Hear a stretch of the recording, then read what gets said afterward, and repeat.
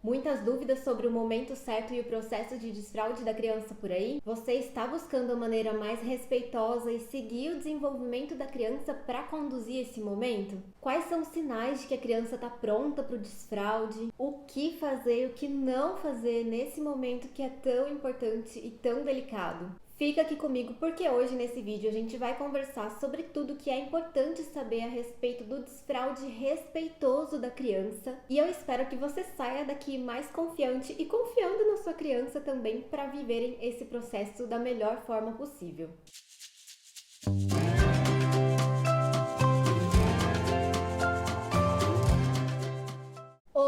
Oi pessoal, tudo bem com vocês? Bem-vindos e bem-vindas a mais esse vídeo, e se essa é a primeira vez que você está me assistindo por aqui, muito prazer, eu sou a Carol Janeiro, sou mãe, sou psicóloga e por aqui a gente conversa muito a respeito de infância, desenvolvimento infantil, comportamento, emoções, vida em família. E o tema do vídeo de hoje costuma gerar muita dúvida entre as famílias, e eu já venho te dizer que eu venho te trazer aqui o processo de desfraude e a condução desse momento a partir de uma perspectiva que acompanha a maturidade de desenvolvimento da criança. E eu sei que essa é uma preocupação de muitas famílias e pessoas que trabalham com crianças.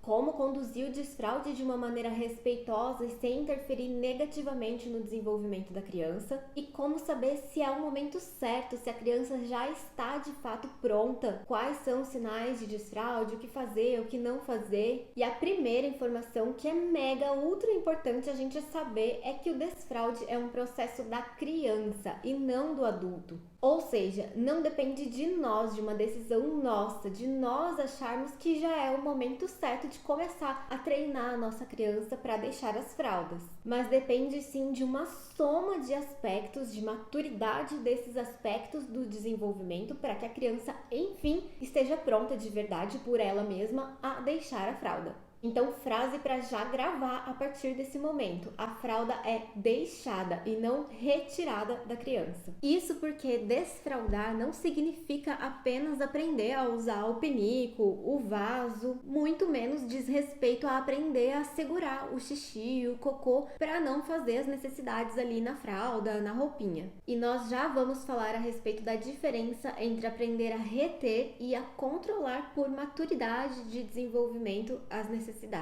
Lembra da soma de aspectos que eu citei? Então, desfraude é sobre atingir a maturidade de desenvolvimento nessa soma de aspectos para que a criança, enfim, atinja a prontidão necessária para desfraudar. O desfraude, então, depende de maturação fisiológica, ou seja, prontidão para controlar os esfíncteres, que são os músculos ali responsáveis pelo controle da saída das necessidades. Maturação cognitiva, a criança entender o processo, compreender o que está acontecendo. Maturação emocional, a criança estar aberta emocionalmente, não se sentir forçada, pressionada de alguma forma. Então, além de compreender o processo, ela precisa querer viver esse processo. Isso é maturidade emocional, psicológica para essa fase. Maturação do desenvolvimento motor, a criança vai desenvolver as habilidades necessárias fisicamente falando também para o uso do banheiro. A gente vai explicar melhor também quais são essas habilidades. E maturação social, porque o desfraude também tem a sua parcela social, onde a criança compreende o processo por imitação e identificação e quer por si mesma vivenciar isso também. Mas Carol, então eu não posso treinar minha criança para deixar as fraldas se ela não tiver desenvolvido tudo isso aí?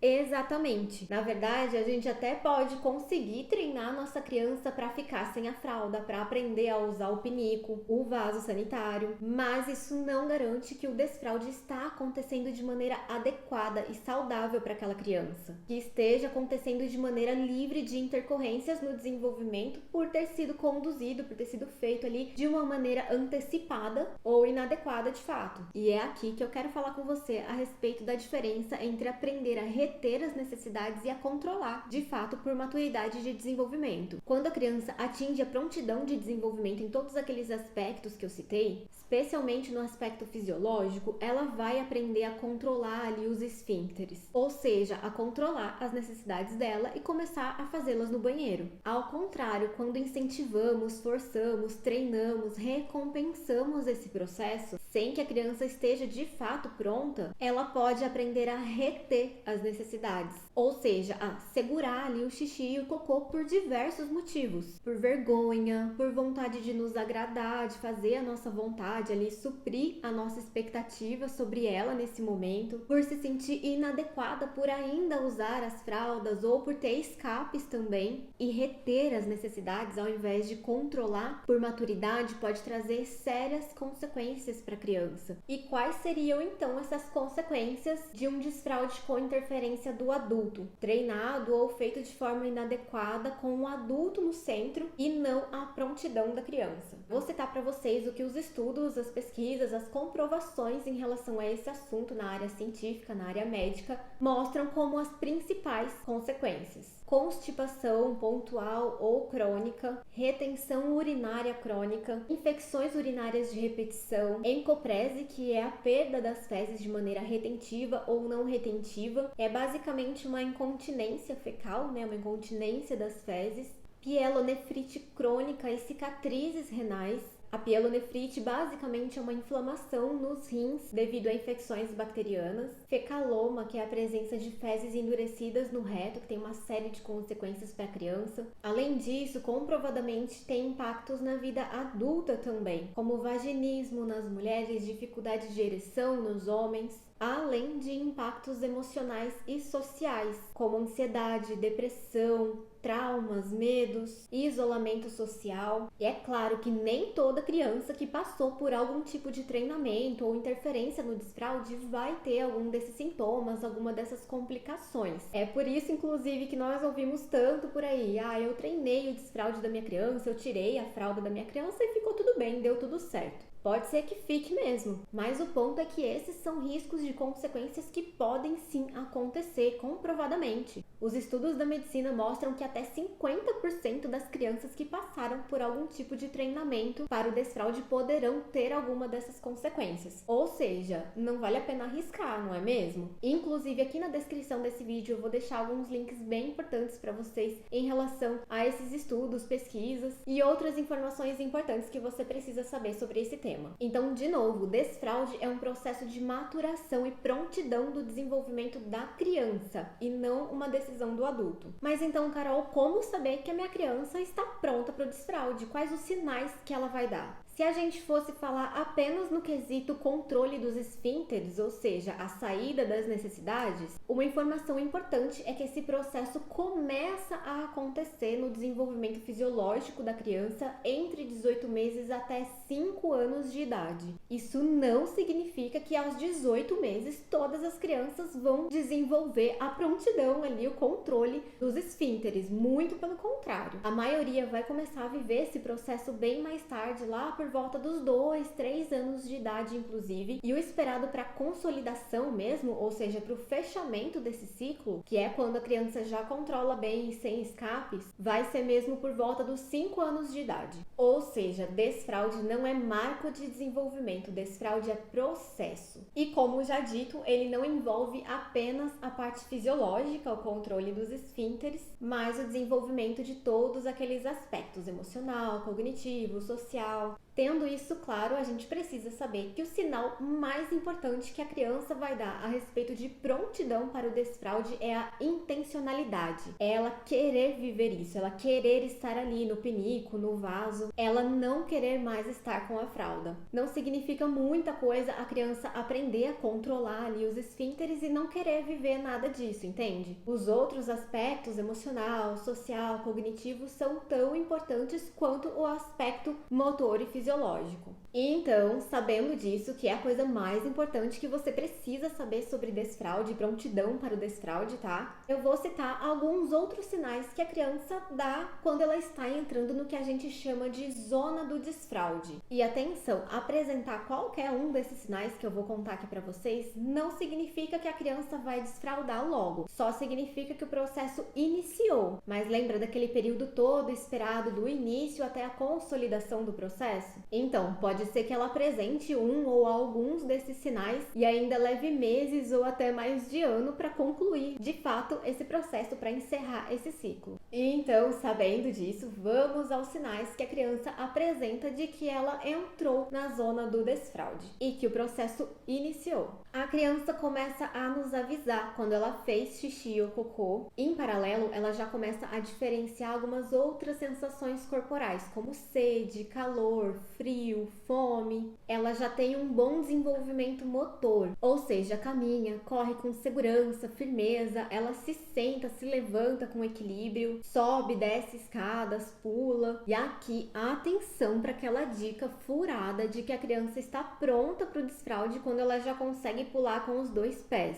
Lembre sempre que um sinal isolado é só um sinal isolado, não significa prontidão. Outros sinais, ela já se interessa em usar o banheiro, já quer imitar o adulto nesse processo, sabe a diferença entre xixi e cocô, sabe para que serve o banheiro, ela quer estar lá, né? Tem a intencionalidade de estar lá e não tem medo do pinico, do vaso, consegue tirar bem a própria roupinha, a própria fralda, prefere se isolar num cantinho quando vai fazer cocô e finalmente ela não vai querer mais estar com a fralda e vai demonstrar claramente sua necessidade, sua vontade de estar no banheiro e fazer as suas necessidades lá. Carol, então se eu já sei que alguns desses sinais não significam necessariamente que a criança está pronta, quando eu sei, como eu sei que ela de fato está e o que eu preciso fazer quando ela começar a apresentar esses sinais. Então, vamos falar disso agora. Como conduzir, o que fazer, o que não fazer, e você vai ver que a resposta para essa pergunta é muito mais simples do que você pensava. O que de fato precisamos fazer para conduzir a criança quando ela começa a apresentar esses sinais da zona do desfraude é praticamente nada. É muito mais sobre observar e acompanhar os sinais que a criança vem apresentando, acompanhar naquilo que ela manifesta como desejo, como vontade, como intencionalidade.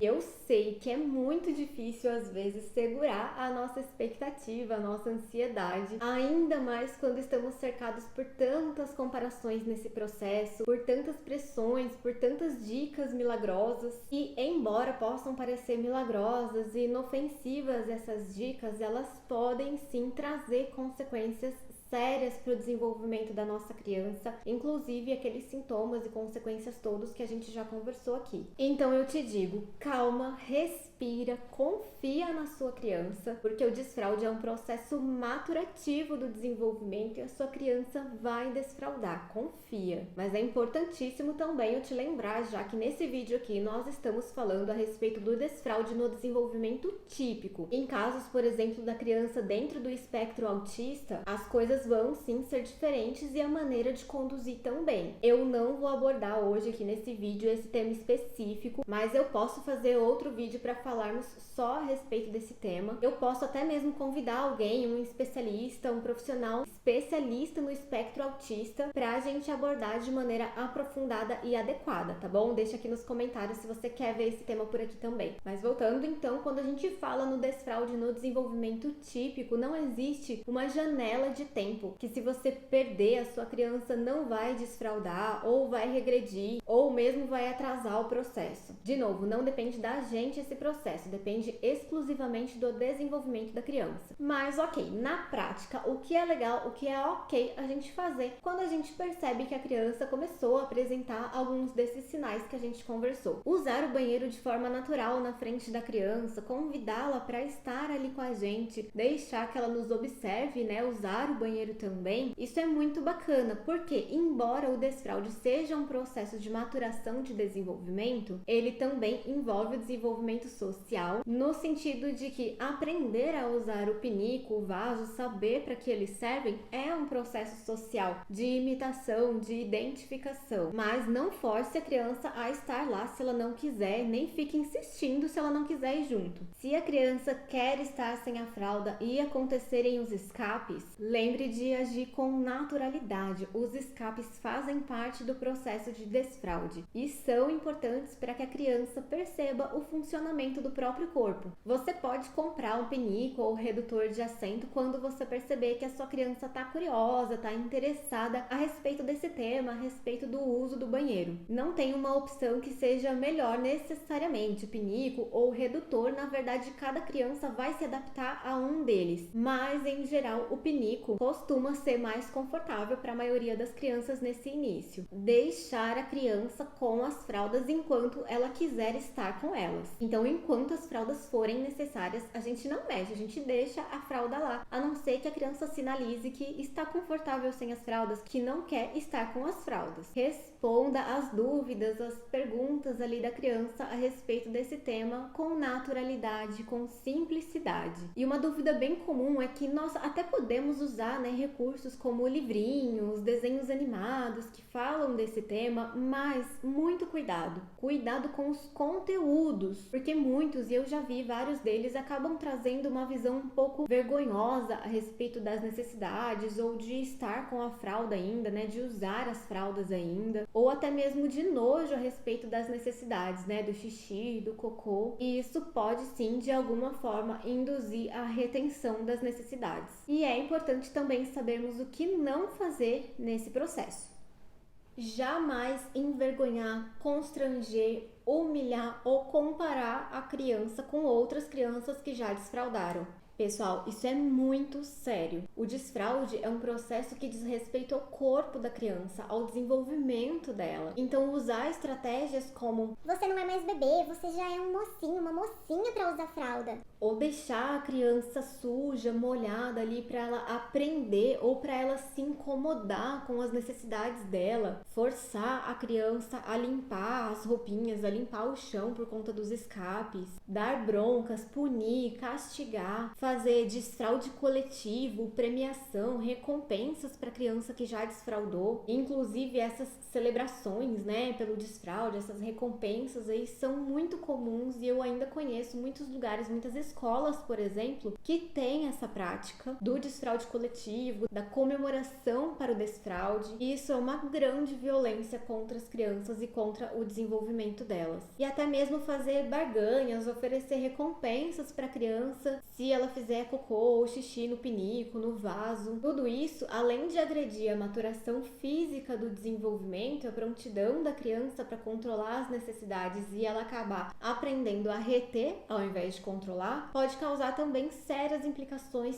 sim, sociais, emocionais. Então, não façam isso. O que mais não fazer? Ficar perguntando para a criança o tempo inteiro se ela quer usar o banheiro, se ela quer usar o pinico, se ela quer usar o vaso. Às vezes a gente acha que só perguntar, ou só incentivar, ou só recompensar, não é forçar, mas é sim também. A criança pode desanimar e deixar de confiar nos próprios sinais do corpo dela, que ela estava ali no processo de aprender a identificar, porque a gente interferiu e isso ficou confuso para ela. E aí ela começar a reter as necessidades ou simplesmente não querer mais estar no banheiro. Não trate o xixi e o cocô como algo feio, nojento, vergonhoso. Para a criança vivendo esse processo, essa descoberta, as necessidades dela são algo muito valioso, muito importantes para ela. Se ela percebe a nossa repulsa, ela pode criar a mesma repulsa e desenvolver ali alguma resistência em entrar em contato ou a prosseguir com esse processo. Não limitar a ingestão de líquidos da criança à noite como maneira de evitar os escapes noturnos.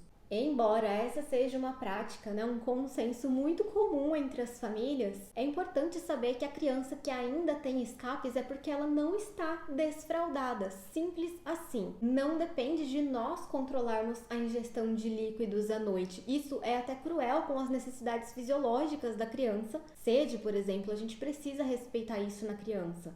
Se ela está com sede, ela precisa beber água. E se os escapes ocorrem, a gente precisa encontrar outras maneiras de lidar com isso. Até porque eu sei que muitas crianças que já entraram na zona do desfraude simplesmente não querem mais estar com as fraldas, né? Elas não querem mais dormir com a fralda, mas elas ainda têm os escapes. Então, uma boa dica nesse caso é, por exemplo, forrar muito bem o colchão. Existem algumas capas impermeáveis, existem maneiras de como a gente pode fazer isso, proteger o colchão, forrar ali, para que a gente lide também com os escapes noturnos com a mesma naturalidade que a gente lida com os escapes diurnos. Sobre a escolha do pinico, evite aqueles com muitos estímulos, sabe? Luzes, sons, cores. Prefiro os mais simples possíveis, porque um pinico com excesso de estímulos pode assustar a criança e até mesmo desmotivar a criança no meio desse processo. O foco tem que estar no reconhecimento dos sinais do próprio corpo e no processo em si. Prestar atenção nesse processo, nisso que ela está vivendo e não nos milhares de estímulos do pinico. E Carol, existe algum momento que eu preciso pedir ajuda? Algum sinal de que algo não está indo bem no desfraude?